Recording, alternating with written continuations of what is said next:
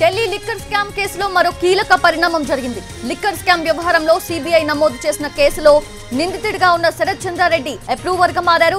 Rows avenue కోర్టులో section 164 కింద వాంగ్మూలం కూడా ఇచ్చారు శరత్ చంద్రారెడ్డి. న్యాయమూర్తి కావేరి భవేజా శరత్ చంద్రారెడ్డి స్టేట్మెంట్ ని రికార్డ్ చేశారు.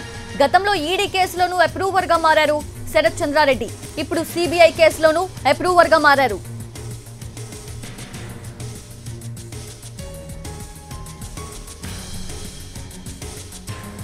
ఇక ఇదే కేసులో బీఆర్ఎస్ ఎమ్మెల్సీ కవితను ఇటీవలే అరెస్టు చేసింది సిబిఐ. శరత్ చంద్రారెడ్డిని కవిత బెదిరించినట్టు కూడా కోర్టుకు తెలిపింది సిబిఐ. లిక్కర్ స్కామ్ లో శరత్ చంద్రారెడ్డి 5 జోన్లు దక్కించుకుంటే ఒక్కొక్క జోన్ కి 5 కోట్ల చొప్పున 25 కోట్లు ఇవ్వాలి అని కవిత డిమాండ్ చేసినట్లు తెలిపింది. 25 కోట్లు ఇచ్చేందుకు శరత్ చంద్రారెడ్డి నిరాకరించడంతో కవిత బెదిరించినట్లు సిబిఐ చెప్పింది.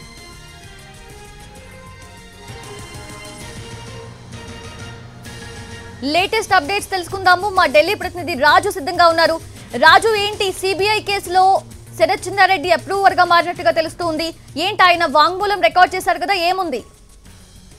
సౌజన్య, ఢిల్లీ లిక్కర్ స్కామ్ కు సంబంధించినటువంటి దర్యాప్తులో కీలక పరిణామం చోటు చేసుకుందని చెప్పుకోవచ్చు. ఎందుకంటే ఈడీ కావచ్చు, సిబిఐ కావచ్చు, ఇప్పటికే అరెస్టు చేసినటువంటి వాళ్ళు లేదంటే ఈ కేసులో నిందితులుగా ఉన్నటువంటి వాళ్ళు అప్రూవర్ గా మారడంతోనే ఈ కేసుకు సంబంధించినటువంటి పలు అంశాలు సాక్ష్యాలుగా దర్యాప్తు సంస్థలకు దక్కాయి. సో దానికి అనుగుణంగానే మొదట్లో ఇప్పటికే అంటే అరోరాతో పాటు అమిత్ అరోరాతో పాటు మరికొందరు కూడా అప్రూవర్ గా మారి దర్యాప్తు సంస్థలకు సహకరించారు. సో అదే పరంపరను కొనసాగిస్తున్నటువంటి మరికొందరు అంటే శరత్ చంద్రారెడ్డి వాస్తవానికి ఈడీ కేసులో ఎప్పుడు అప్రూవర్ గా మారారు, తను చెప్పాల్సినటువంటి విషయాలు, ఈ కేసుకు సంబంధించినటువంటి వ్యవహారాలన్నీ కూడా ఈడీకి చెప్పారు. అదే విషయాన్ని కోర్టులో కూడా తను అన్ని కోర్టులో ఉన్నటువంటి జడ్జి ముందు చెప్పేశారు. అయితే ఇప్పుడు సిబిఐ కేసుకు సంబంధించినటువంటి వ్యవహారంలో ఈ మధ్య కవితను అరెస్ట్ చేసింది సిబిఐ. ఆ తర్వాత జ్యుడిషియల్ రిమాండ్ లో ప్రస్తుతం కవిత ఉన్నారు. అయితే కవిత ఏదైతే తనను అంటే ఢిల్లీ మద్యం వ్యాపారంలో తను భాగస్వామిగా చేరిన తర్వాత ఇక్కడ 5 రిటైల్ జోన్లను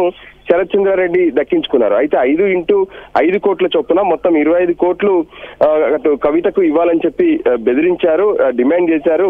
అతను ఒప్పుకోలేదు. అంతేకాదు 14 కోట్లకు సంబంధించినటువంటి ఒక ల్యాండ్ అంటే ఉన్నది లేనట్లుగా చూపించి దాని అగ్రిమెంట్ కు చేసుకుంటూ ఆ 14 కోట్లు ఇవ్వాలని చెప్పి కూడా కవిత బెదిరించారనే విషయాలను మొన్న ఎప్పుడైతే కవితను అరెస్ట్ చేసినటువంటి సందర్భంలో సిబిఐ కోర్టు ముందు స్పష్టం చేసింది.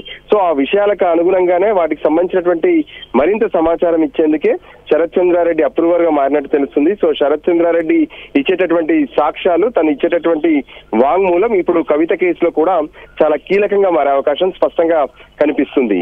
సౌజన్య. S Raju, thanks for the updates.